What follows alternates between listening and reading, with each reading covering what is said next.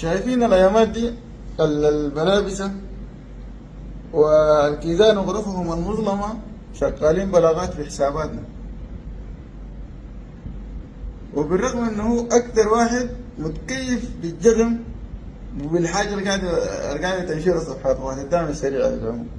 اكثر ناس متكيفين بالحاجه دي هم، واشتغلوا فيها بلاغات عشان يهزموا قوات الدعم السريع. انت في حاجه ما واقع عليك، في حاجه انت ما عارفها. الدعم السريع واقع وليس مواقع. عشان تهزم قوات الدعم السريع لابد لك المجيء إلى أرض الميدان. كونك تهكر الصفحة تعتبر هزمت قوات الدعم السريع غلطان ودين إيماني. دي حاجة خطها في راسك. احنا